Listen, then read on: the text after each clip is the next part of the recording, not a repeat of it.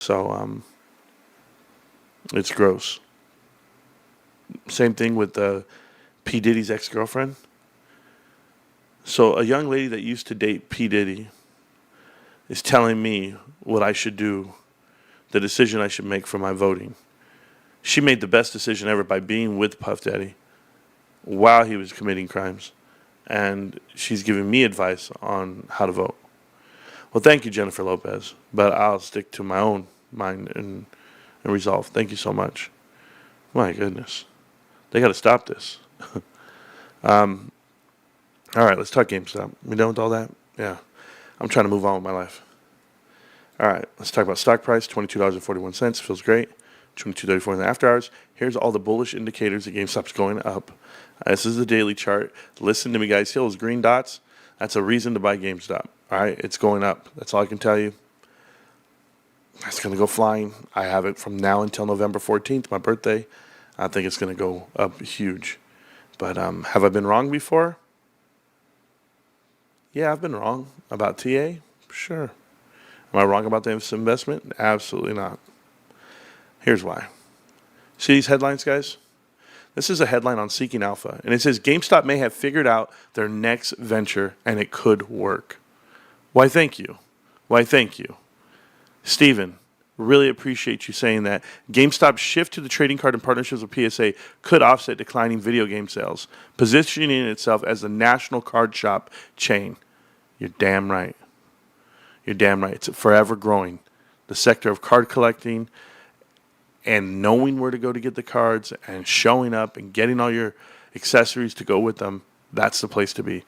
GameStop's strong balance sheet with over $4 billion in cash, almost $5 billion now, and minimal debt, which is basically none, provides a significant runway for innovation and a new business venture. Good job. The trading card markets and synergies with video games, they go hand in hand, whether it be having leagues and tournaments within the store. I've seen some stores set up with tables inside. GameStop's forever expanding. I love what GameStop's doing. We're going to talk about it in more detail today. We'll have some updates here. Is this cool?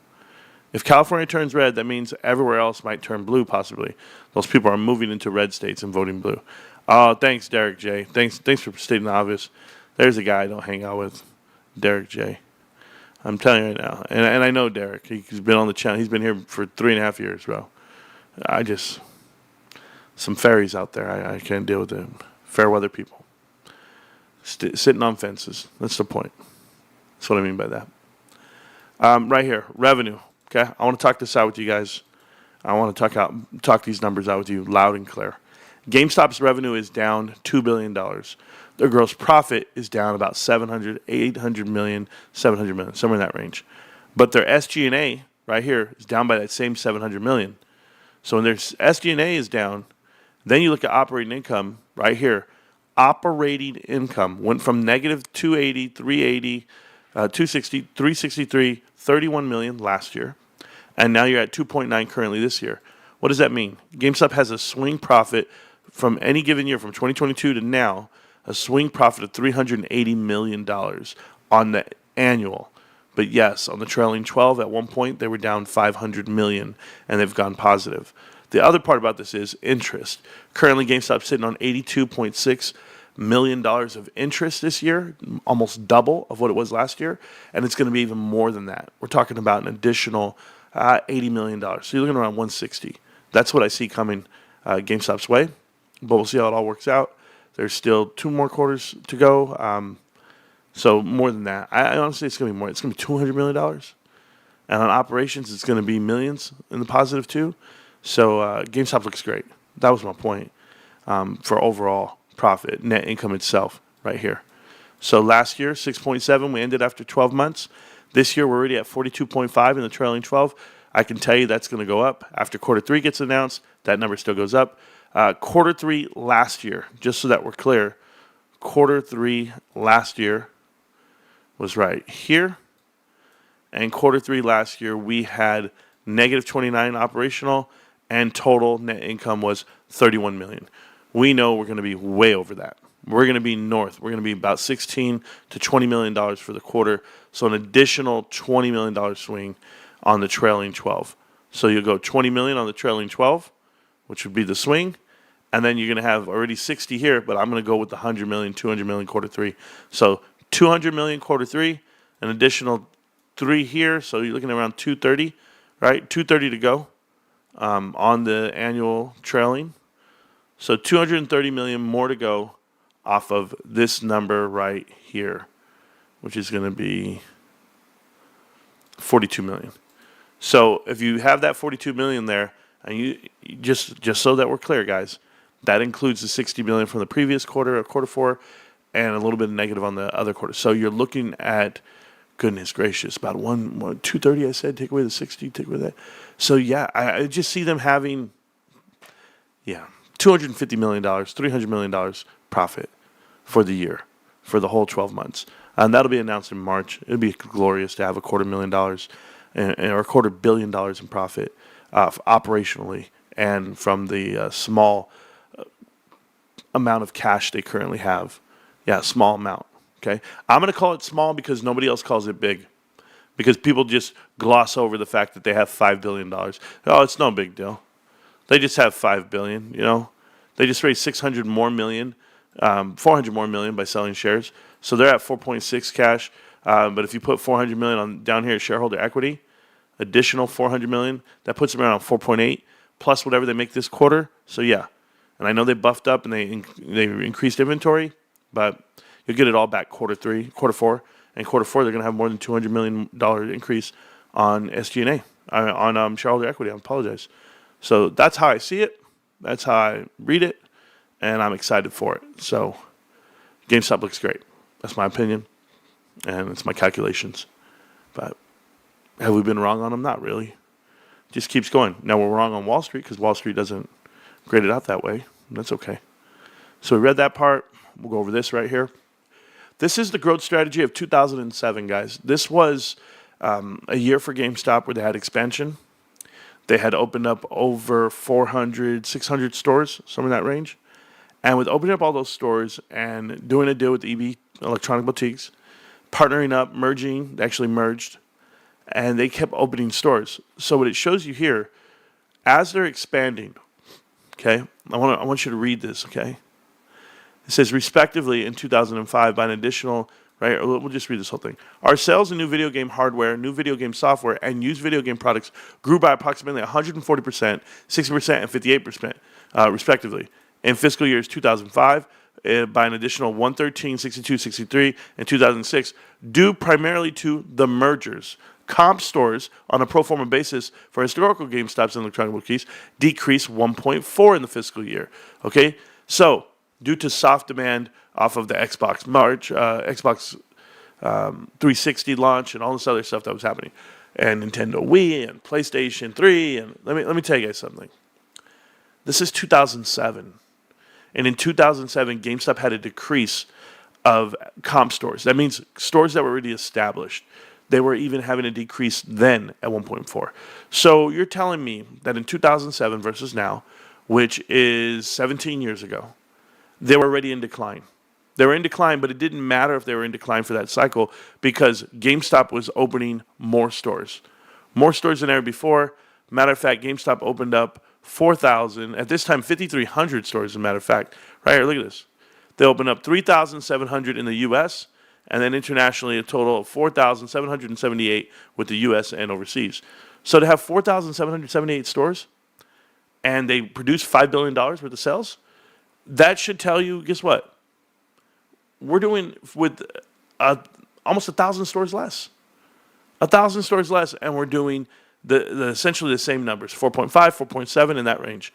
So I'm telling you it this way because when I look at how they planned out to overextend themselves, to buy more, bite off more than they could chew, that's what they were doing. Look at this. They increased from 3 billion to 5 billion.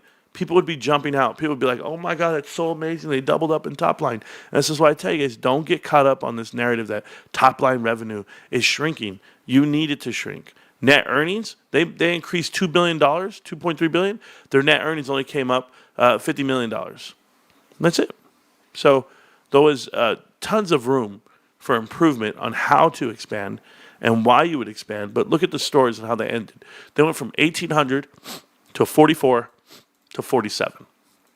So still growing, still pushing the envelope, and unfortunately, it's going to cost them in the end. If they would have done it slow, they would have been fine. But that's what Ryan's trying to fix. He's trying to fix the last 17 years of this company, the relationships that they've formed. And, they bought Funko, they bought Barnes and Nobles, they did all these things in their name. And the profit margin started to decrease. And from 28.2 to 27.7. We know that this year right now, we're well above those numbers. We're at 31% last quarter. And it's only going to go higher because of the relationship with PSA graded cards. And that's where we're headed. Marantz, why do we visit the history? Well, we visit the history so you understand what numbers really mean. When someone tells you, hey, Marantz, GameStop has X amount of top line revenue dollars, that's not, they're losing it. $4.5 billion is a lot of money. $3 billion is a lot of money when you're doing microtransactions. You're doing $30 transactions online. You're doing a $100 transaction in the store. How many transactions do you need? How many people do you need to get in there to get you $3 billion? These are the numbers we need to be evaluating. But let's evaluate my own personal position. My position right there was $22,341 into GameStop right now, and it's still growing. I'm still going for it, and I'm not going to stop pouring in money, but $22,000 is a significant amount of money, I feel. New cards right here, guys. The Tiger Woods Upper Deck card, PSA rated 8, 2001 Upper Deck card for $25. It's a pretty good card, pretty slick.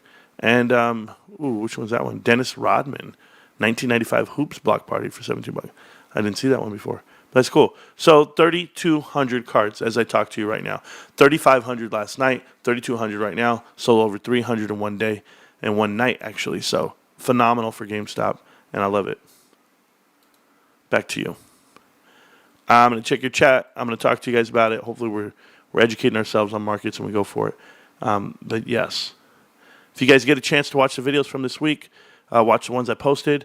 That exchange with Phil was epic. Yeah, Tucker, it's pretty sad. It's pretty sad when you got a guy who comes in with the script, he's reading his script, and he doesn't want to stop it, right? He just keeps going. And the parts of the script that really stick out to me, it's like I tell you guys, is why would you care to know about Ryan Cohen and GameStop if it's a terrible company? It's one thing for me to say, you know what, guys, I think that's a terrible stock because the market cap and the investment side of it, but why is it that I know so much about one person? Why is it that I need to know about Ryan Cohen and his failures at Chewy or his investments in Bed Bath & Beyond, and now he's here at GameStop? And if you're a meltdowner, I ask you guys, why are you guys putting in all the work for something that you're not trying to actively help someone, you're trying to deter and distract and manipulate? So I know the difference.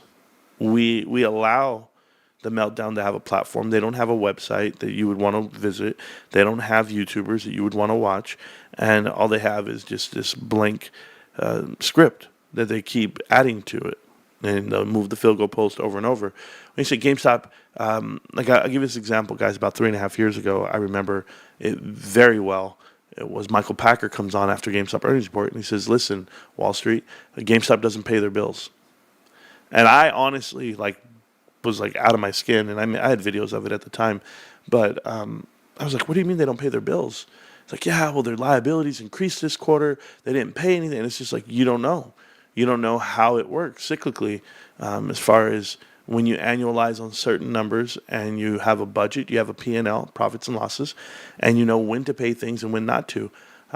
If you budget, just to give an example, if you budget everything to happen within the second quarter, all your monster expenses, all your cap expenses, everything you do to extend the business, but you only do it in the one quarter, the same quarter every year, that tells your investors, that tells your board of directors, that even tells your senior staff that, you know what? This is what we do every quarter three. We increase our inventory and we don't pay X bill, X bill, X bill. Therefore, when your numbers come out, you can explain that. But that's what they've been doing. They've been doing things that make sense for retail, essentially make sense for seasonal retail, was what they are, like most retail stores are. And I tell you most because if I took a store in the past, like Linens and things, you weren't going to go crazy in Christmas. But you might go crazy in the summertime and or back to school, things like that. Just depends. Whatever your business model is, you're going to have a pretty good run for it. So yeah, it baffles me that people have these narratives that they made up a long time ago. GameStop has a cash burn. They're losing cash. Their cash pile is going to go down. And then I remember the Q4 when GameStop showed up and they had $300 million extra dollars cash, and people couldn't figure it out. And I was just laughing. I'm just like, yeah, they just carried it over. They didn't pay this. They didn't pay that. They carried it over. Now they have cash. Now what can you say, Wall Street? And then Wall Street comes out with another answer, and it's always the same thing. They're chasing their story. They're not ahead of it. They're behind it. And so when GameStop announces what they're doing, this is like GameStop's stealth on the market and investing, because they announce what they're doing, and then you have no choice but to go and try to make up a narrative why it's not great. Yet, who sells baseball cards, basketball cards, Pokemon cards, trading cards, all that nationally? Who has a physical footprint to do that nationally under one building? And I think the pro move, the chess move, was GameStop and Ryan Cohen integrating PSA. You could have done Beckett, you could have done CG, you could have done a whole bunch of them, right? All the other guys who grade cards and give you value. But you went with PSA. And PSA is actually owned and operated by private equity and Steve Cohen. So when you partner up with the guys who are against you, when you partner up with the guys who are shorting you, it forces them to get out of that short position against it. It forces them to want to see you excel and not see the demise of your company, because they have a partnership with your company. And it could work out perfect, or it could go against you. But it looks like GameStop has enough protections built in for all the right reasons. So I have no problem with GameStop partnering up with PSA and the way they're doing their business. I want to see it work. I want to see the transition. I want to see the profits of it. But just remember that all these profits from the actual service of sending out cards and the markup on buying PSA graded cards, the inventory, when they tell you, oh, GameStop's going to be stuck with all this inventory they can't sell. I'm sorry to tell you this, guys, but you can sell cards at any time. Just put out a price. But those assets that are cards, they increase in value over time too. So you might hold them for 10 years and never sell them. Who cares? I could fit every single card. There's 3,500 on the website, 3,200 today. I could fit all 3,200 into this bedroom of mine right now. Are they really holding up too much space? No. It's the size of 1 or 2 pallets, and you literally can have every card that's in that group. So, what rule and force would allow GameStop to explode? Vin, I don't care about rules. I don't think any rule that needs to be enforced would actually make GameStop go. It's not that. That's not the world we live in. We live in the world that go shopping. Go shopping, enjoy the store, enjoy it for the products they sell, and see if you like something, or if you can buy something for family members. That's just the way it goes down. I wonder how Phil is doing right now. He feels defeated. His night didn't go the way he thought it would. And that's it. People don't that Wall Street will have to admit someday. Yeah, you know what's different though, Victor? Like, my wife was critiquing me on my video last night, on my dialogue and my interaction with someone new to the community.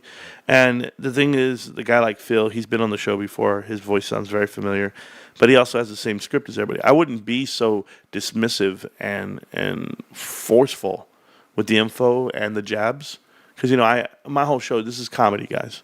This whole show is comedy. I'm infinitely more funny than any other YouTuber, and I have this ability to do it off the top of my head and react almost improv-like. So when I'm going at somebody, it's very enjoyable for a lot of people, and you hear it, and I'm right there, and I'm like, yo, yeah, you look like you swim with your shirt on, like that'll probably get a rise out of something, probably laugh at something, but it's not meant to be towards a group of people, or hate rhetoric. It shouldn't be seen as that. It's just comedy. And some people understand the humor, and some laugh and cheer, and I thank you in advance. But don't misconstrue like what I'm saying. Like, these are meltdowners. These guys are extremely educated. Unfortunately, they're too educated, and I mean that with all the respect in the world. Is they only think on ways of black and white. They don't think about the gray area, and GameStop is the gray area. And I enjoy you guys so much to know that the stock's going up and to the right. But if they were right on their, like I said, if they were right on their agenda, and on their narrative. They would have been right years ago. And they're just not. They keep moving the field goal posts. You dropped 150 grand on effing knowledge and couldn't go for a $50 in late charges to the public library. Goodwill Hunting. Trove, absolutely correct. I got a number. How you like them apples? Yeah, and I told them that. New people are in La La Land? They can be, man. They can be.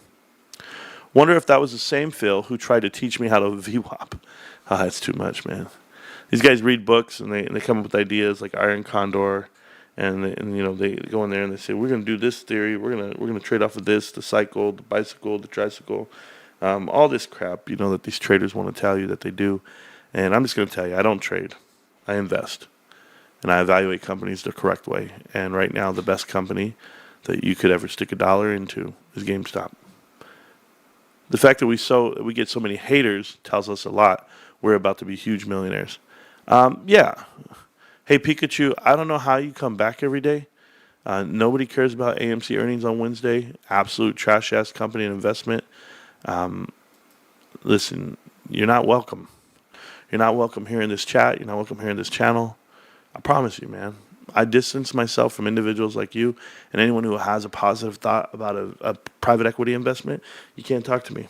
Go watch Connect the Dots. Educate yourself on your investments and why it is the way it is. Then come see me, okay? Marantz, you're the only one who takes the donation and super chats and gives it away during a good deed while others just pocket it. Yeah. Hulk Hogan, I thank you for that, man. I don't think people see how much we give away, because I don't necessarily record every giveaway and everything I do that I've shipped out to people countless amount of times, and I just do it and do it and do it. But I just want to say thank you to all the supporters of the channel, and who they know who they are, between Jay and Because I Can and Imhotep and Stacks and Ruben and Hot and so many people like Sharon and Amber and Gabriel and Trove, and there's just so many contributors to this show. This show is such a show of the people, and so you guys are your own superstars in your own mind, in your own right, and I give you the platform, sure, but this platform is mine to give because we built it from scratch, and we're here every day. So it's near and dear to my heart. Like whenever somebody new comes into the chat in the channel, and you ask yourself like, how'd they find us? And once they do, they're like, wow, you guys have existed for this long in the internet, 4 years in the corner and no one watching. 3.5 years, it's been awesome. So Jackie Latit, whatever, was talking a lot of smack about you on his live stream. I hate that guy. Organic coffee, I mean, what do you want to do? The guy's a complete grifter. He's the real deal when it comes to grifting for his idea of day trading and investing. It's ignorance. It's a position of merit, honestly. If I'm selling a service, then I let the info sell itself. But why sell it? Why not just give it to the people? I don't understand. I just don't. If you have the knowledge, why not give it away? Why do I got to charge for it? I didn't pay for it. I literally studied. I paid for it with my time and energy, whatever. That might give it some value, but I don't have to hold it hostage. No. I think it's just my God-given beliefs. Like, God gives you tools and opportunities, and whatever you do with them, it makes the world a difference. So, yeah, I think I'm here for a reason. And so I just keep doing my reason. It's my why. So, yeah, charging veterans that aren't even part of your country a discount to be a part of that chat is crazy.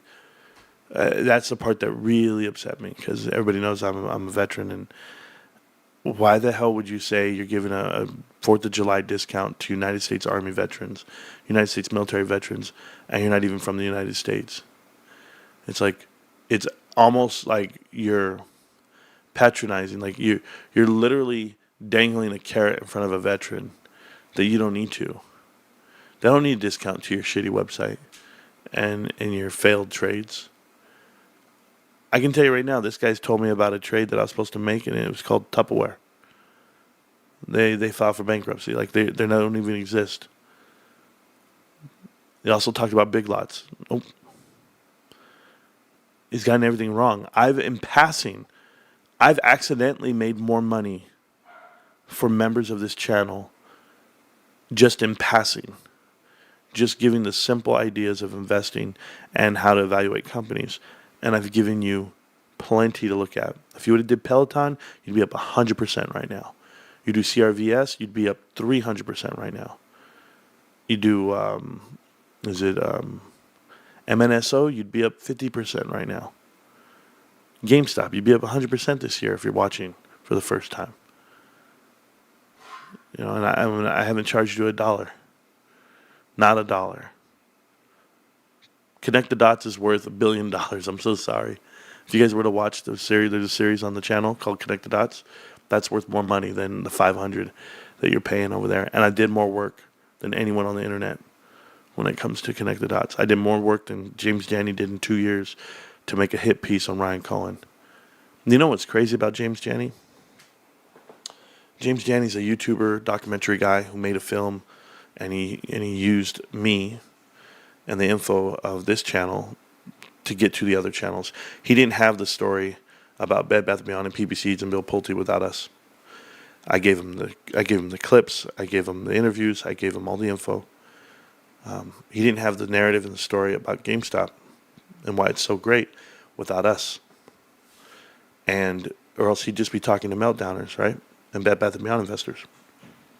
I was the only GameStop investor he talked to on that channel, on that documentary. Everyone else was a Bed Bath & Beyond investor. And I recorded 7 hours. I posted them on our page. They're here on the page. And I want you guys to watch them someday, if you can. Because you'll hear a guy who knows nothing about investing, and then a year later, when he's talking in very direct destruction of what Ryan Cohen's doing. And here's how I know it's all bullshit. You did this whole project for a year where you made $0 and you have 700,000 views. After a month of being online, his previous projects, 10 million, 5 million, 7 million. This thing has like 600,000 views. You make a project, you make a story about GameStop, you're going to get suppressed. You're going to go right into the shadow realm. Even the biggest channels in the world.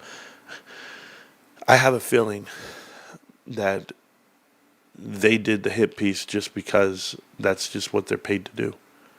I've seen YouTubers get paid to support Kamala Harris. I've seen them get paid to talk down on GameStop. I've seen them get paid to speak up on AMC and praise Mullen Automotive. So, a guy like Phil who doesn't understand our stance, first it's your leadership that you need to evaluate. If I was investing money into a company and David Mitchery is the CEO, I'm running. Right? I should know my CEO. I should know my board of directors.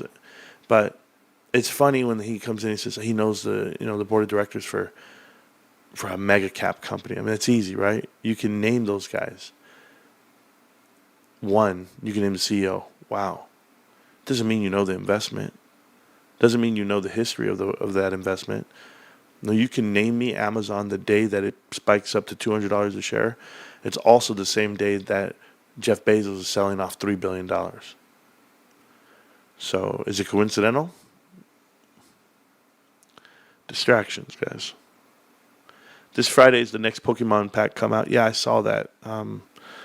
November 8th. And I talked to the district manager of my local GameStop here, and she said that the stores are going to be packed. They know they're going to be packed. All the products are going to be there. People are going to be coming in, and they're going to be buying packs and packs and packs because the card guys know where to go now. So the fact that it's coming out in Q4 means a lot. It's going to get new eyes over to GameStop. So you're going to have that. You're going to have Black Friday. You're going to have Cyber Monday, which GameStop does called Cyber Week. You're also going to have a Pro Week somewhere in here. You're going to have Christmas. And the last part about that, guys, that I really want you guys to know, GameStop's closed on holidays. For it to be closed on holidays and not open, that helps out with payroll. That helps out with the bottom line, quality of life. The employees will be thankful. Not necessarily are they getting paid holiday pay. I don't think. Maybe just the manager, but not everyone else. It's nothing I would get rid of. I will tell you something that was concerning. Yeah, the Surging Spark with the new Pokemon promo card. Oh, that's awesome, dude. A concerning thing for me was the district manager.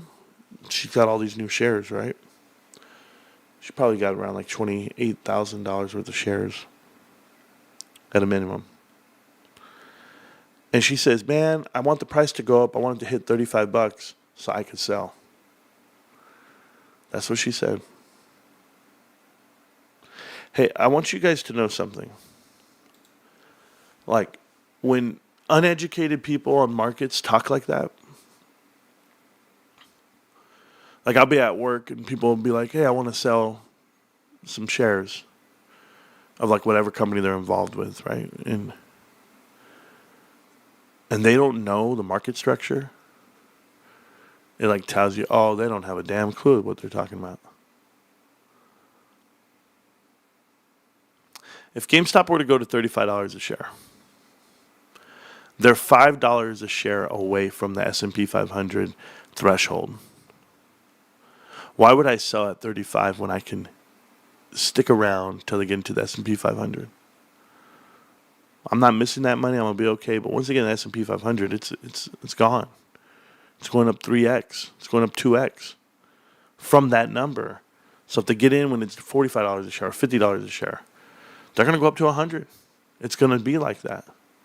So I'm really excited for them, and we'll keep going. I just hope you have enough when the time comes. Brother is like Wizard of Oz, invisible dude talking behind a closed door. Yeah. Everybody else talks, but you rant the truth. Thank you, Victor. I do my best, man. For every seller, there's a buyer. When you get things for free, you don't know how valuable they are. When you work hard for something, you respect it way more. Yeah, tell it to my kids, you know. Buy my daughter a car. Put them in a house, you know. Buy my son every video game, every controller, everything you want. You walk into his room and he's got discs just stacked up on top of each other, and next to the soda can, next to the chili cheese fries, he's got Cheeto fingers and he's playing on his controller, and you're like, what the hell is going on? It's life, man. You live and you learn. I was able to use my GameStop points to get $10 off with my purchase plus free shipping for being a GME Pro. Wow, because that's great. I hear you on that, man. That sounds awesome. Oh, it's November, huh? Ooh, I got to go to GameStop. Let's sell 5 years from now. Victor, I'll see you then. Panini Sports Cards sell NFTs on their website. Oh, cool. What's your take on BB? On BlackBerry? Is that what you're asking? Arvind? If you're asking about BlackBerry, they have private equity. I wouldn't invest in it. I'll never will. I only buy GameStop, bro. That's it. So, all right, guys. I got to take a quick nap before we go out tonight. I'm a little tired. I just want to talk to you guys, say hi to you guys. Thank you so much for all the support of the channel and the love that we get. Please like and subscribe to the channel. Comment below. And have a blessed day for Dias de los Muertos, whatever. And do your thing, guys. I'll be around. It's GameStop. Can't stop, won't stop GameStop. If you missed last night's show and the interview I did with the Meltdowner, feel free to watch it. I went ahead and uploaded it. But in that news, thank you so much, guys. GameStop, can't stop, won't stop. See you around, millionaires. Peace.